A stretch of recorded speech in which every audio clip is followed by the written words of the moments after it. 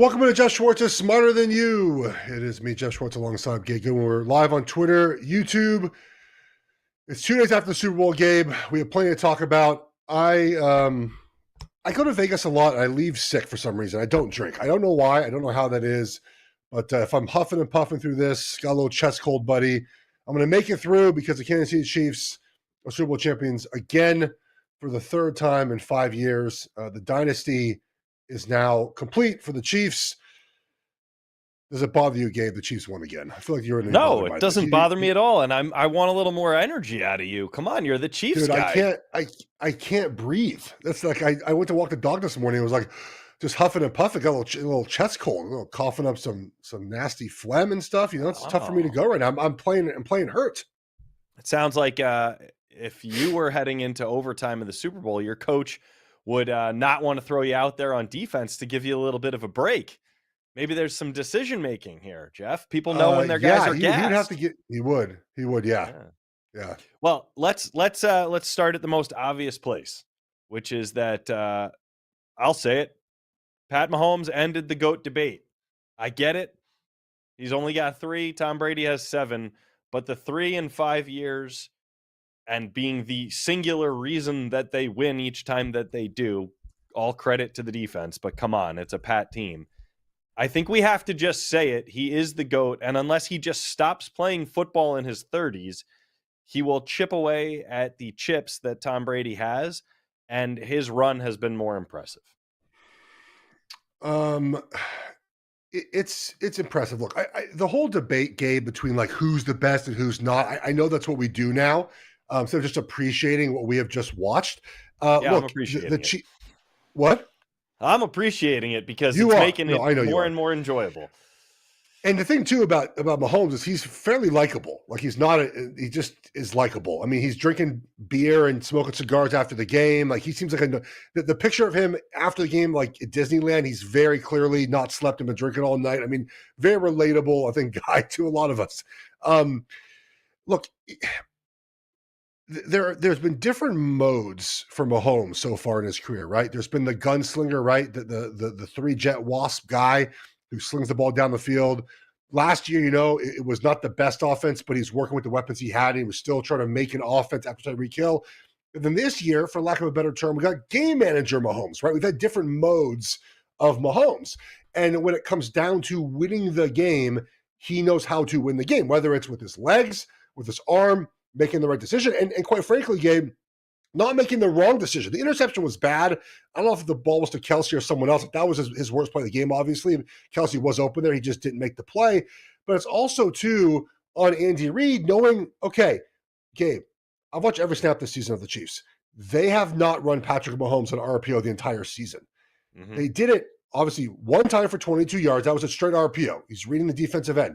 Then they ran a bootleg once they found out that Bosa's going to run down the line, which is not on Bosa, but that's the defensive structure, because guess what? You haven't had to check Patrick Mahomes running the ball at all because he hasn't done it all season, right? I mean, obviously the third iteration, that was the final play of the game where, look, I might put out a video on this, but Logan Ryan was just sort of like in a blender. He was the third time he had seen sort of that same action. The first 2 Mahomes kept it, and then he came up, and then boom, Hardman's open. So it's a combination of Andy Reid, Mahomes, Kelsey. Oh boy, TikTok got a weird place with Kelsey yelling at Andy Reid. Oh, like fast, buddy. It was very odd, but his passion, and then again, like his long run there at the end of the regulation game, it's the fastest he'd run in like 7 seasons. I mean, like they all just sort of step their game up in these moments, and they make the plays necessary. And yes, luck is important. We talk about it all the time. Luck is important, but they capitalize on the muff punt, right? Not really a muff per se, but they capitalize on these moments where the Niners got a turnover, a bad pass. They didn't score, Gabe? So it's all these things that Chiefs continue to do, and it's because Patrick Mahomes can do anything they ever want anytime, and the confidence you play with that allows them to keep winning these games. They're very well coached. One thing, too, I know I'm kind of rambling here, but like Steve Spagnuolo, to be able to have him stay each year, Gabe, because he's not getting a head coaching job, is hugely important for them. Think about every team that has a coordinator that is good. The Ravens, Mike McDonald, boom, out of there, right? D'Amico Ryans, Robert Saleh, out of San Francisco. Like these coordinators, they're gone quickly. Steve Spagnuolo's like 62 years old. He's already been a head coach. He's not going to be a head coach ever again. So you get to keep maybe the best, outside of Belichick, possibly the best defensive coordinator, not like head coach, but defensive coordinator of all time, Gabe. He's one of the only coordinators to win. He might be the only one to win a Super Bowl on 2 teams. He's the only one that's won 4 as a coordinator. So all this melds together into the Chiefs winning these Super Bowls. Yeah, I mean, let's use that point as a jump off in 2 ways. The lesson we learned from Pat Mahomes winning the first couple times was, or the first time I should say, was, wow, look how great your team can be if you're playing with an all-time great quarterback on a rookie contract. This podcast has spent plenty of time talking about the advantage that gives you. Is the new lesson in the league going to be find yourself a defensive coordinator that can't or won't go anywhere else, and then you have stability and a whole side of the ball improves every single year. Like, in Spags we trust has been all we've heard for about a week and a half, and rightfully so. Is that the recipe? I mean, look, yeah, if you get lucky about that, but like that's luck is not the right word, but they sort of just fell into that, right? Andy Reid had known Spags. They had crossed paths before, and he had just, it was the perfect opportunity. They fired Bob Sutton, who'd done a good job, but not good enough. It's sort of, hire Vic Fangio. I mean, how many guys in their 60s are the Eagles are doing right now? They hired Vic Fangio, right? I mean, you just don't get a lot of these guys. I'll tell you what, I won't be the first person to say this. I mean, Kyle Shanahan should call Bill Belichick and have him be the OC for the Niners. Like, I think that certainly if that's the idea, Gabe, to have these older coaches come back as OCs, I'm with you there. I just don't know if they're going to do it. Like, is Belichick going to say, you know what, I'll be the DC for the Niners for a season, and then I'll come back and be a head coach after a year? I don't know. Spags obviously is very chill with just being the DC. Yeah, well, also, I mean, I don't see Bill Belichick being anyone's number 2. And let's take it to Kyle Shanahan for a minute. We'll bounce around a little bit. So obviously a lot of the commentary right after the game, and then especially on Monday when people had time to digest it all, was, the decision he made in overtime, and the belief that some people have that he and maybe his players don't fully understand the newest rules for overtime in the playoffs. And I guess I would say, of course he knows the rules, and it's on him to articulate that to his team. But like, aren't we kind of just getting lost in the sauce with this conversation? Doesn't it just come down to plays? Like, wasn't a few guys admitting they didn't know the rules? Does that really even matter, Geoff? Like, you played for a million years. You probably knew all the rules. You had teammates who didn't. Does it make a difference? So the reason if you're on the field to play defense, stop the other team. If you're on the field to play offense, score. That's the rule that matters. Yes, but I'll tell you why it matters. Because, so for those who missed it, after the game, Chris Jones and other Chiefs, Justin Reed, but Chris Jones specifically, the podium said, yes, we've been practicing for the new overtime rules. The new overtime rules, by the way, in the postseason. And funny, they got changed because of the Chiefs and Bills a couple of years ago. Now, it didn't matter because the Niners kicked the field goal, but if in the overtime, if you come down and score a touchdown in the postseason, the other team gets the ball and they get a chance to answer. In the regular season, if you score a touchdown, the game is over, okay? So those are basically, there's no need for a clock, right, Gabe? The clock is kind of confusing because it's almost like college where you get to answer no matter how long it takes. So there was no end of the quarter. I mean, no end of the half or the overtime wasn't over if the Chiefs did not convert there at the very end of that first overtime period. But, and then so Chris Jones said, hey, we've been practicing this for 2 weeks now. We were going to go for 2. We had it all mapped out. Patrick Mahomes on a different interview said, hey, we were going for 2. We had this all planned out. Justin Reed said, hey, we've been practicing this or talking about it since training camp. Taking the other side, Kyle Juszczyk, Eric Armstead, yeah, we had no idea there were new rules for overtime. Now, Gabe, in the moment, does it matter? No, because to your point, got to play the game, trying to stop them, trying to score. Now, it would have been funny if the Niners scored and thought they won the game. That would have been hilarious to see. But Eric Armstead said that he read the video board when the rules were out, and he figured out that the rules were different. What it goes to show you, though, is that the attention to detail is not the same between the Chiefs and the Niners. And where does that show in other parts of the game, Gabe, right? If the Chiefs are spending time on a very specific thing in practice to prepare for this specific moment. They were ready for this moment, Gabe. The Niners, I'm not saying we're not ready for this moment, but the fact is the coach did not talk to him about it. He didn't cover the entire part of what could happen in a game.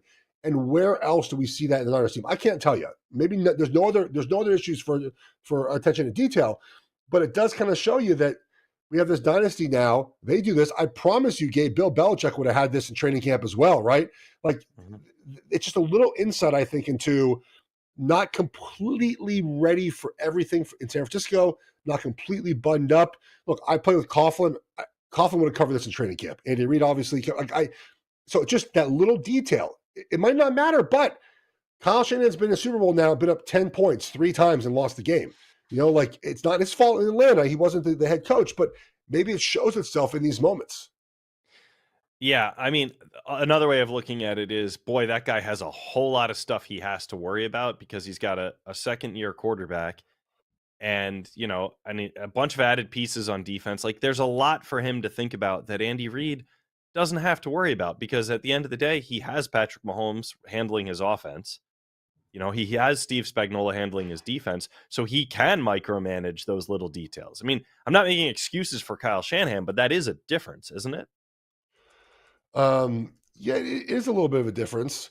But in the end, though, it's like up to he's the head coach. He's got to make sure that all the details are covered, right, Gabe? I mean, that's his job. I mean, in the end, that's his. And he's the play caller. So is Andy Reid. Now, look, Andy Reid has the benefit of having a special teams coordinator he's had since 2013, of having Steve Spagnuolo. Like, he has the benefit of Matt. Look, even Matt Nagy is a former head coach. Like, he has.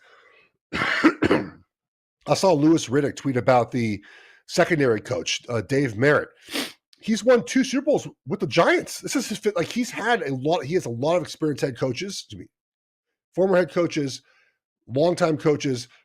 His tight end coach, by the way, has been there the entire time since 2013. Offensive line coach. Like, yeah, it certainly helps to have all the same coaches. But in the end, Kyle's got to prepare for that. All right. So let's talk about the Chiefs a little bit more specifically then in the sort of amazing run that they've been on. So by all the nerdy stats that guys like you love, DVOA, etc., this was the hardest path to a Super Bowl victory ever, right? Like, you might say there was some luck involved. There's luck involved in any US championship. Yeah. The Chiefs beat the best teams on paper and the teams most of us picked to win every single time. And as Pat said, they're never underdogs, but they were all the way through. Like, how do you think that happened? And will that ever happen again? Are we ever going to make them underdogs in the postseason again? What's funny is the odds came out for next year. The Niners are ahead of the Chiefs again. Well, we got to talk about something for 6 months. I might as well give us that. Travis Kelce said he isn't retiring, so that's off the board. We got to talk about the Chiefs being underdogs. And Avery's not either. No, I mean, look, the numbers go off power rankings. The Chiefs were not better than the Ravens this season, and they were not better than the Niners for most of the season, and quite frankly, the Bills at the end of the season. I get why they're dogs, Gabe. And guess what? The game went to overtime. It's like the Niners got blown out. No. Like it very easily could have won that game. I think if the Chiefs roll back they're not going to roll back the same squad, and the Niners are juggernaut again, they will be underdogs, and they'll just have to deal with it. Yeah. Like that okay. Yeah. So you brought that up, though. So the idea of a three-peat is clearly on their mind. It came up in, each of their press conferences. It's what we'll spend the whole, spring and summer talking about.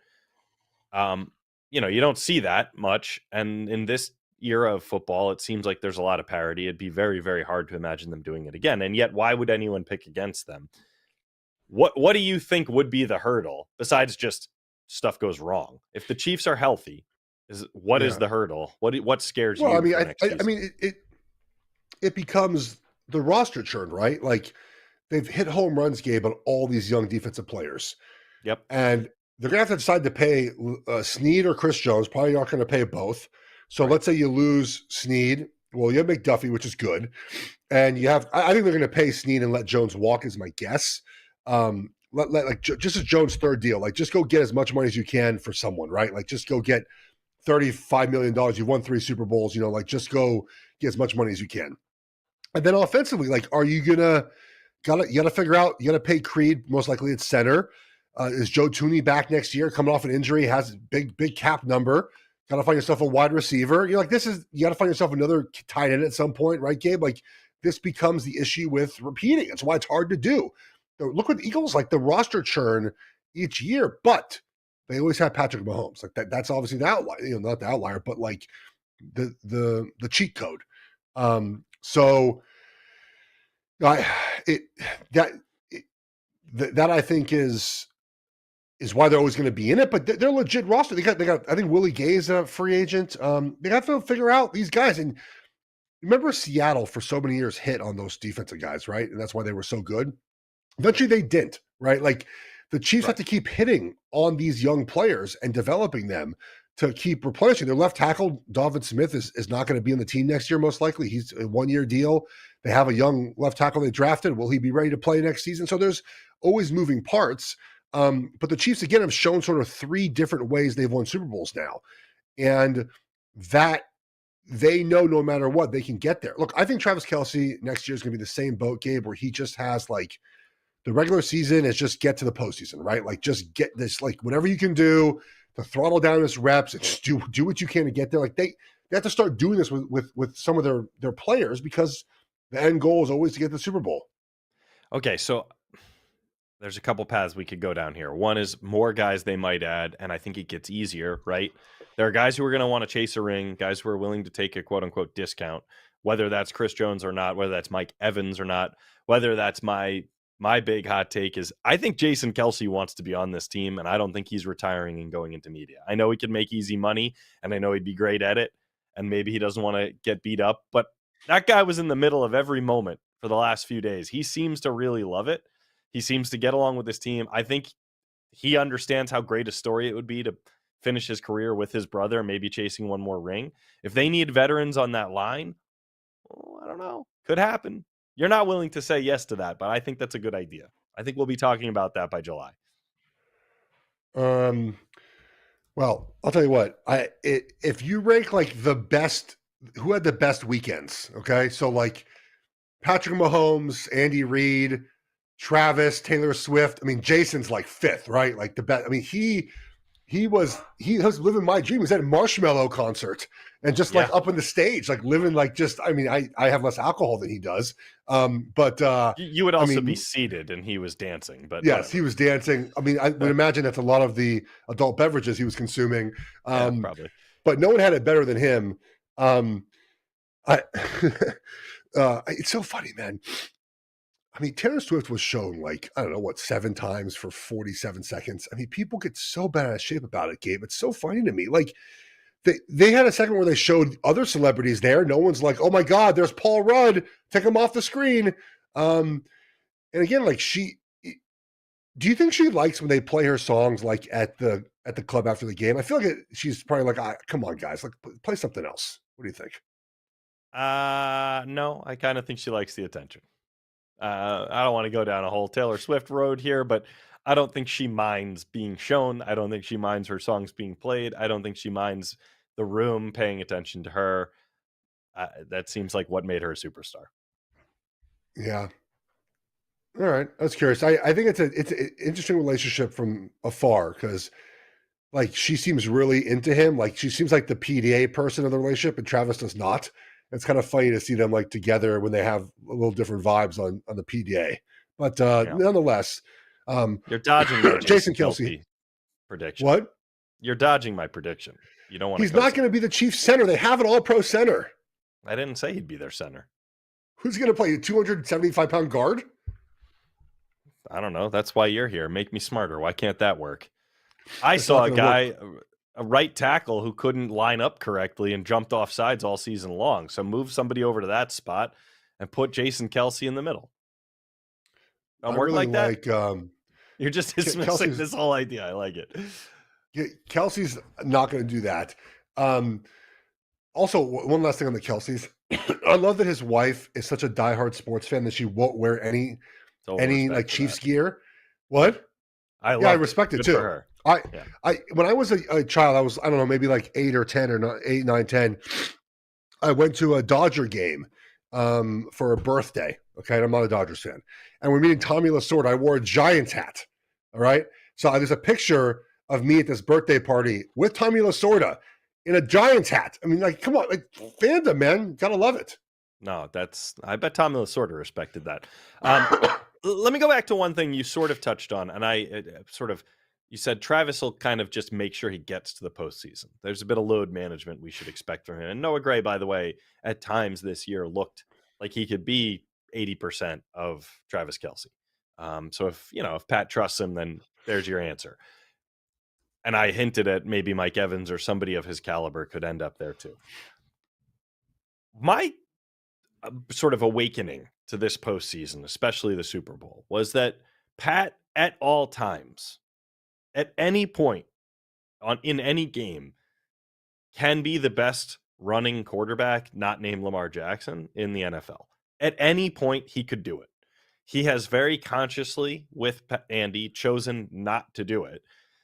And then you look at him in the postseason, any do or die game, and he rushes more times, he rushes for more yards. Like, all of his statistics go up as a running quarterback. And you even mentioned some of them are designed runs and plays that he can call his own number on.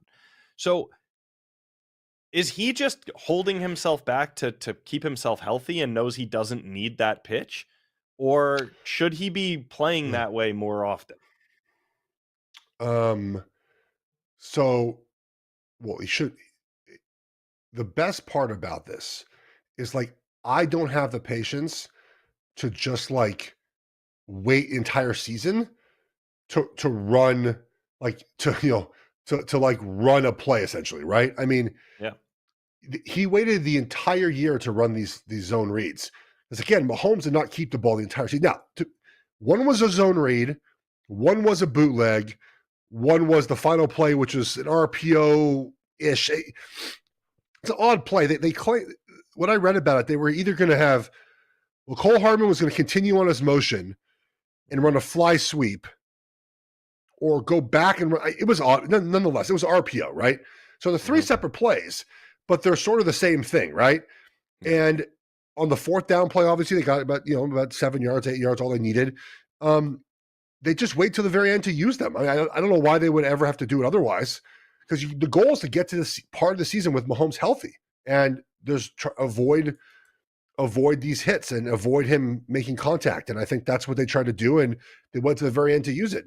To be fair, like, they might have just told him, like, we're running this play. I don't know if he was in this week. They could just easily add that to the playbook at this point with the Chiefs. I'm curious if it was in, or they just, because the one that he kept, the first one, there was really no receiving option sort of like waiting for the ball. If that makes sense. It was almost like he just kept it himself. The second one obviously was a bootleg. That was on the nakeds. That was happening. Yeah. And the third one obviously was a play call. But the first one, he might just kept it himself. Well, okay. But so let me ask it a different way. The tush push, I'm no historian, but it sort of comes from great success in the most important games and then becomes their whole identity during the regular season, right? Like, that was a gutsy, innovative thing that helped them in a critical spot in the playoffs, and then they just started doing it all the time. So, like, why not just have this in the bag all regular season? Maybe you win an extra game or two and get the bye. Like, it just seems like Pat Mahomes is not even using an out pitch that he has available to him.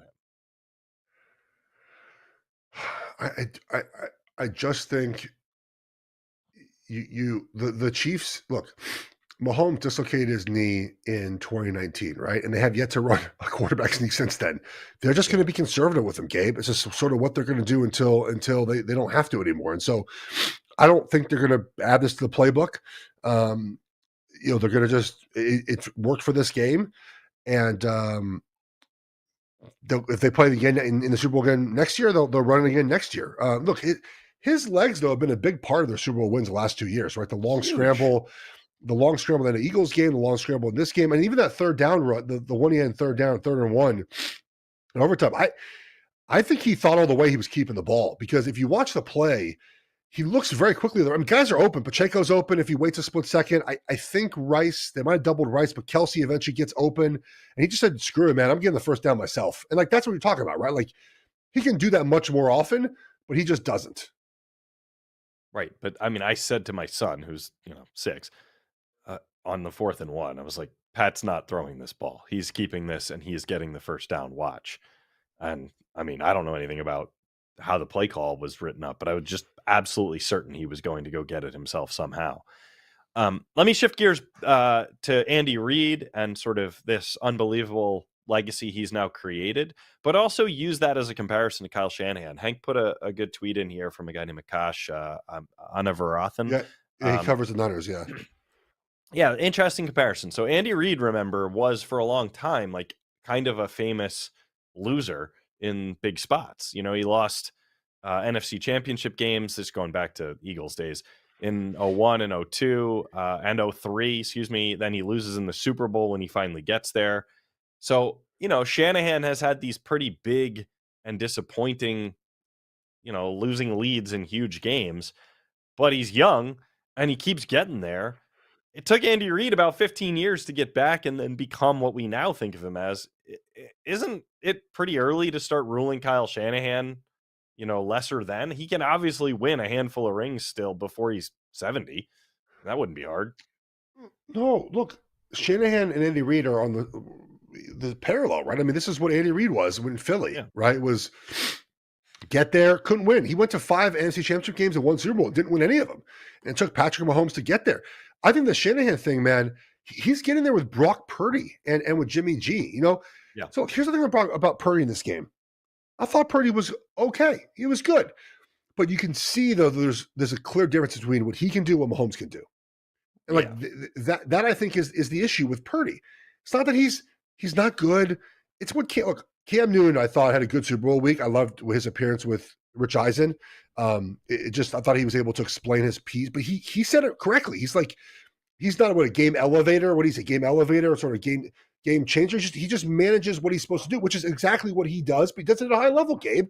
He's better than Jimmy G. He makes some great throws, but there's still a little bit of limitation to what he can be as a quarterback. Part of that is the scheme. I think the scheme, there's a tiny bit of limitation where Spags was able to take advantage of it in this game. So, look, I think Purdy played fine. He played fine. Niners have the same thing the Chiefs do, right? You're going to have some roster churn. You're going to have to sign some free agents, and their team is lacking some depth, and part of that is they trade away picks for Trey Lance, and it's kind of where you're at when that happens. Yeah.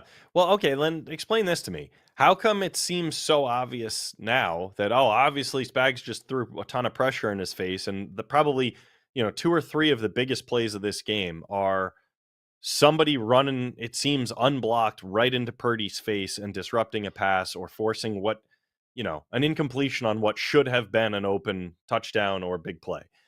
So why wasn't this obvious to everyone who played against Brock Purdy all season long? Like, why does it take Spagnuolo to just go, okay, let me disguise some coverage and throw some guys in his face? So I know that Hank sent it the chart, but I saw it earlier. I'm going to pull it up right now because it's important to discuss.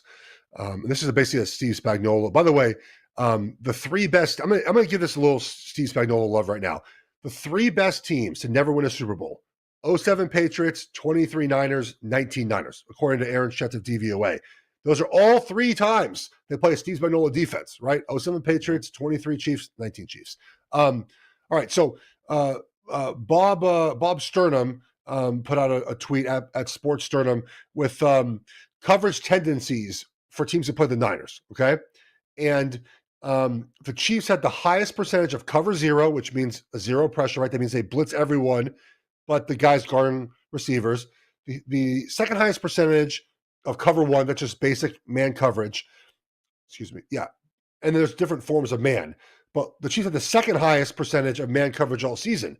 The other team was the Browns. Remember the Browns in the bad weather in week, whatever that was, 6, I think it was, beat the Niners playing the exact same style of defense. Less pressure, but the exact same style of defense. When you have Trent McDuffie and L'Jarius Sneed, Gabe, 2 guys that can play man-to-man coverage, you can pressure and get in the face of those wide receivers and disrupt the timing. The thing about pressure with and why man coverage is good behind it, Gabe, is if you're playing zone and you pressure and the quarterback sees it, he can find that receiver like hooking up in that zone, right? If you vacate a part of the field, let's say I'm the quarterback, there's a pressure from the left. Well, I can throw behind the pressure before a defender gets into that zone, right? In theory. Yep. So I can beat the free runner getting the ball out quickly. Well, in man coverage, if I have guys that can press and be physical early on, I can't get the ball out quick enough. That guy's not open. So the free runner gets to me sooner, and there's no zone for the wide receiver to get into. That's why it works if you can do it. The Chiefs can. And they disrupted the timing. Look, the Niners have smaller wide receivers, and that's why Jennings, I think, had a good game. He was bigger. He's able to sort of get off play more physical, which he's a very physical player, and generally he blocks great. But Ayuk is 6 feet tall, 200 pounds. Debo's under 6 feet tall. Like, they were able to hem them up and get in their faces. And so it was it was kind of fun to watch if you're a defensive guy. Look, I mean, for a while the MVP was like Jawan Jennings or Bosa or Trent McDuffie. I mean, Chris Jones. Like, it wasn't Patrick Mahomes until it was Patrick Mahomes. Yeah, thank God it was Patrick Mahomes, because I think we would have had to talk about kickers being MVP eligible. A lot of kicking stats. Butker had a great game. Moody hit some bombs. I missed the extra point, obviously, but we were in danger of hearing kickers' names in the mix for Super Bowl MVP. Luckily, we avoided that. At one point, Tony Romo said, going back to your previous point, that McDuffie ran the route like better than Debo did. Yeah. And like I noticed that he was fully aware of what the route was. He wasn't following him. He beat him to the spot. Didn't end up in a pick, but easily could have. Where does that come from? Is that tape? How does a player know how to do that? Yeah. Well, so the play that you pointed out was interesting. There's a close-up video of Trent McDuffie on Debo. It's interesting when you watch defensive back play. And I'm learning defensive back play, and you kind of see like their hands like on the guy's hips, right? And so when he moves, you can feel where he's going. Yep. And the Niners have a lot of in-breaking routes too. So if you sort of have an idea, you're on the guy's hip, you pretty much know he's going to go inside. That sort of helps, right? And he turned inside, and McDuffie was there. On the long pass to Debo, Dominique Foxworthy brought this up. Trent kind of like hooked his arm a little bit, kind of grabbed his arm. But PI, I don't know. It's kind of the sort of playing defensive back. He was able to make a play. I mean, he just these little veteran things. He's second-year player that he does, but being able to stay close to that guy and feel his hip, that sort of you go off the hip movement, right? And I think that's McDuffie was able to run with Debo, which was very important in this game. If you obviously are behind him or a step back, it doesn't matter, right? He's going to be able to get open, but he's able to run with them, jam him, be physical. So it was great, man. And this is why the Chiefs may not pay Snead, because they have McDuffie. I'm kind of curious what they do. Yeah. I actually don't remember if it was McDuffie or Snead. Help me out here. Big penalty, a pass interference call. Jawan Jennings drew it, and they really focused on McDuffie. I think so too. But he is the reason he was able to draw that penalty because of everything you just said. He was sort of trying to keep track of him with his hips, and Jawan made a great cut, and he bit, and he had no choice but to hold him and slow him down, and the penalty was called. And it wasn't the kind of pass interference call that you get like when the ball's up in the air and you touch him a little too early. He just confused the hell out of him and drew the penalty. The 3rd and 13, right? Early in the overtime. Yeah. He crossed him up, and McDuffie held him.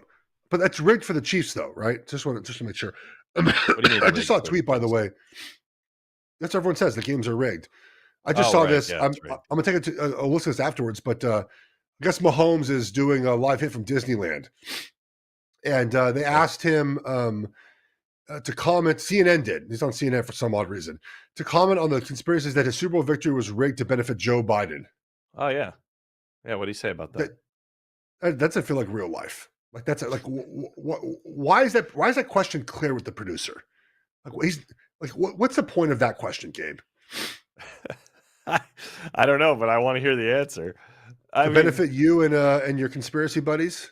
I love a good conspiracy theory. This one was one of my favorite because I don't know if you noticed, but whoever runs social media for the president Yeah, had put out an the Dark incredible Biden thing. response to the end of the Super Bowl. And so I'm just here for the good content, Geoff. It I was don't necessarily care which side you the come from. dark. It was the Dark Biden meme, right? Yes, Dark Yeah, Brandon saying it Dark as Brandon. That's what it scripted. is. Yeah, as scripted. Um, Oh, jeez.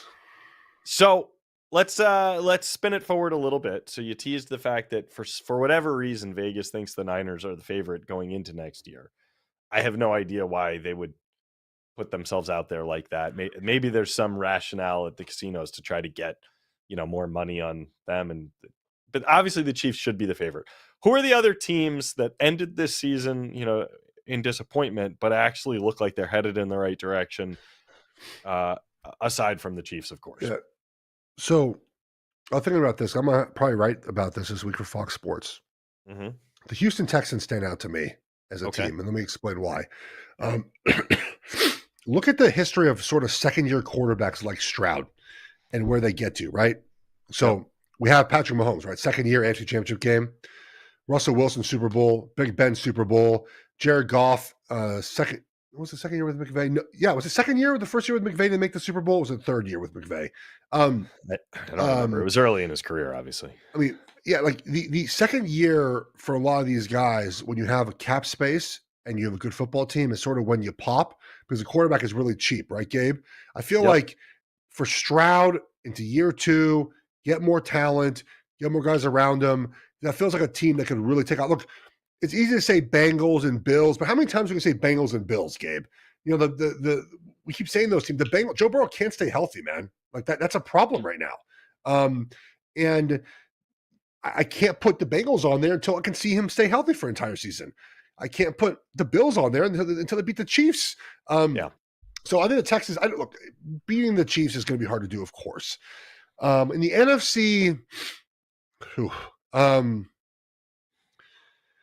mean, Niners will be back in the same spot probably next year. The Lions, Cowboys, it's probably the same NFC teams, sort of in the same position as they were this year. And the NFC I'm hearing a just lot doesn't. of Packers love. A lot of people think the Packers are Yeah, sure. fast But they were a right. playoff team this year. I mean, are they gonna go on the road and beat the Niners in the playoffs? The Lions? I mean, sure, yeah. The Packers will probably be involved. But they're not. They don't have the same dynamic quarterbacks the AFC has. You know, like the AFC just has them right now. Now Caleb Williams will join the NFC. Drake May will probably join the NFC. I mean, we'll start getting some young arms in the NFC. But right now, the AFC has a lot of the dynamic quarterbacks. Okay. Anything else before I throw some silly stuff at you? Anything we missed from the game that you want to cover? No, I think the silly stuff you're going to throw at me is the stuff that I haven't hit yet. So let's hear what the silly stuff is. Okay, so I already gave you my Jason Kelce theory, so you're squashing that. You don't think he's going to end up playing right guard for the Chiefs next season? No. Any big predictions for winners at the parade? Who's going to get loose and have the most fun, make it a fool of themselves, do something silly, throw a Lombardi trophy, drink avocado tequila? What do we think? Oh, jeez. I could see like maybe one of those, maybe a Drew Tranquil. He seems to get after it a little bit. I could see him being a guy. He's the guy that feels like that. I'm gonna go Drew Tranquil. I think your boy Creed is going to be in the mix because I think now he feels like, he's been there. He can let loose a little bit. I think the offensive linemen, some of you guys you're pretty wild dudes, but you try to stay in the shadows. Yeah. Now he's got a couple rings. I feel like he can loosen up and have some fun. First things first is going to Kansas City again, by the way. Oh, yeah. Yeah. And yesterday they did the Nick put down 5 banners. I was watching. It was so good. I don't typically watch a lot of TV during the day, but my wife was home yesterday. She had the day off, and I was sick as can be. And I'm like, hon, I'm going to watch First Things First at 3:00. And I watched dude, it's the best. So he was having a ton of fun. The banners were great. So good. The tattoo. I mean, what's on Nick? Like, predicted a back-to-back Super Bowl in conjunction with getting a tattoo that said "Never a Doubt." And what does Pat Mahomes tweet right after winning the Super Bowl? That must have been the best feeling in the world. I mean, like, think about like his said so on his podcast today. It was one of the best feelings he's ever had. Like, I get it. I mean, I'm a fan, of course, of other teams that aren't the Chiefs. I talked about this. So, like, I've had a pretty good run as a sports fan. Yeah. Yeah. I grew up a Lakers fan. I've seen 6 championships. One is a bubble one. I don't think it even counts. The Giants have won 3 baseball titles. I grew up a Niners fan. I saw one as a Niners, and Steve Young, 3 Chiefs Super Bowls. And I need Oregon to win now. If Oregon were to win, Gabe, my fandom would be complete. So I'm Sound a little hopeful. spoiled if you ask me, but sure. Were you let down by the halftime show? Because I was. My wife put the speakers on so loud in her house that they blew halfway through. My wife and our friend, so basically we had like upper 30s age ladies in our house that were having the best time of their lives during the halftime show. I don't really have a thought on it. It was fine. I was too loud in my house. I don't like loud noises.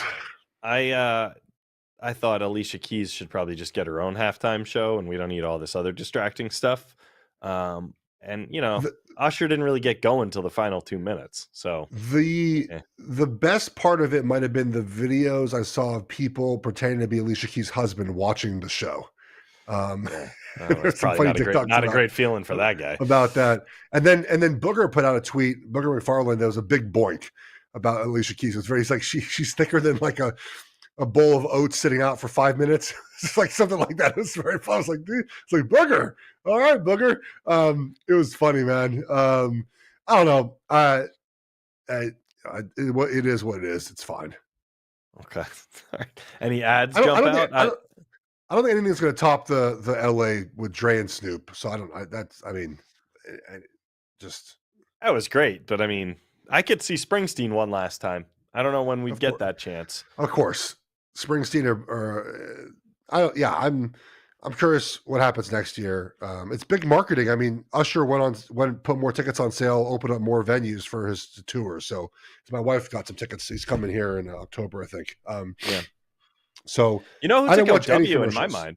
You didn't watch the commercials? Oh, they were good. There were some funny ones. My kids were laughing at a few of them. The big W for me, I feel like he could get a major spot next time. Post Malone, America the Beautiful. Well done, sir. I mean, I knew he had a good voice, but he lost a bunch of weight too. Yeah, lost a bunch of weight. I think he's not using some of the stuff he used to, or not as much of it at least. Reba ripped through the anthem. She went over too. Everyone bet the under. Dude, so on the over. It's so funny. My daughter's 7.5. Okay, and she spends more time on the internet than I thought she does because they show Taylor Swift. She's like, "That's Taylor Swift," and wait, she's with Ice Spice. I was like, "That's a Spice Girl? Like that girl looks like she's 20. What are you doing?" She said, "Daddy, no, okay, it's not a Spice Girl." And then they listed all 5 Spice Girls. I was like, "Who's Ice Spice?" She's like, "Oh, she's like a so and so on YouTube, and I see her on this." And then Reba is on the TV, and Emmy goes, "Oh, that's the lady on The Voice." Like she knows, like, or whatever. Reba's on some show as a judge. Huh? Some show my kids watch. That explains it because I couldn't figure out why she was out there. I think she's on I think she must be on a show. I guess. I mean, that explains why she's relevant today. I mean, I know she's like a legend, but I didn't know that people knew who she was today. I think. I mean, Emmy. Yeah, she was on The Voice last year. Yeah. All right. There's the answer. That's why. Yeah. Okay. Well, I thought it was a good Super Bowl. The second half, obviously, way better than the first. And now the story will just be, can they three-peat? I wouldn't bet against them. We've been saying that for a few years working together, Geoff. So thanks for making me smarter for another full football season. What's the plan in the offseason? We're going to give you a little bit of a break, right? It sounds like you could use a few days off. And, you tell me, buddy. It's your world. I'm just like, I could talk every day if I need to. Well, let's see how many days of a week we end up doing. But why don't you take a little bit of a cool off after doing 20-something straight weeks of picking games and making us some money? I know we made some money. I kind of got slaughtered though in my wagers, but I hit McCole Hardman touchdown that sort of made up the difference. Oh, so. You're a known McCole Hardman lover, so that makes sense. Yeah. What happened again with McCole Hardman and I? He made a comment about I said he's not gonna be number one wideout. He like clapped back at me. Is that what happened? Yeah, that's right. By the way, I made this. this joke in Nance in like right after Tony Romo stepped all over his Super Bowl, call. Romo was so excited about the play call that he was like telestrating the game-winning Super Bowl play It call. was funny. Not a thing you normally do. But as soon as Nance got the mic back and said, in describing the Super Bowl winning play, described Mecole Hardman, who started the year a Jet, wins the Super Bowl with the Chiefs. And I thought that's about as close as we Jets fans are ever going to get to hearing our name called by Jim Nance in a Super Bowl. I didn't watch much of Nickelodeon broadcast. I don't know if you did or not. No, I didn't even put it on because I was afraid my kids would make me keep it on. But I didn't tell them it existed. I saw the final play that they shared on the internet, and they need to actually slide in the field in real life to end the game. Like it was actually pretty fun. Like to see, Mecole Hardman scores, SpongeBob and whoever the guy is. I don't know. I don't watch that show. They're like going crazy, and then the slime just like shoots on the field in the graphics. It was pretty fun. It looked fun. I put it on for like 2 minutes to show my people that were over that it was on. But now we turn our attention to college basketball, right, Gabe? USC basketball? Is that what you turn your attention to now? Yeah, USC women's basketball with the best player in the country, Juju Watkins. You don't have anyone at Oregon who can compete with her. So, yeah, we will talk about the womenmen's tournament. Not anymore. I mean, we used to. She's in the NBA now. She's taking on Steph Curry this weekend in a 3-point contest. I'm looking forward to actually watching that. It might be the first time I've watched NBA All-Star Weekend. I'm not going to lie. Like I'm Steph Curry and her and Sabrina are having a 3-point shooting contest. I know, and she's a great player, and I'll be watching as well. But Juju Watkins is the most exciting scorer in any level, male, female, going right now. Watch her score baskets, and you will have your mind blown. She looks like peak Steph, where you're like, how can anyone guard this? Instead of Caitlin Clark, she's better than Caitlin Clark? I mean, look, Caitlin Clark's incredible, but I think a little bit of that is like the package. People are like kind of surprised that, the skinny girl can do what she does. Juju looks the part and lives up to it. Like she has moves that men, in the NBA do not have, like stutter steps, and like she just keeps her defender off balance at all times. You know how in his prime, Jason Kidd like was never faster than anyone, but you just couldn't get his rhythm right and stay in front of him. He always had a way to have you off balance. She's that with a shooter's touch. It's unbelievable. So it's like Patrick Mahomes as a runner. He's just faster than the next person trying to catch him. That's it. Yeah, she's fun to watch. Right. So it's football off season, Geoff. Let's let you cool off, and then we'll get back here and talk draft and everything else.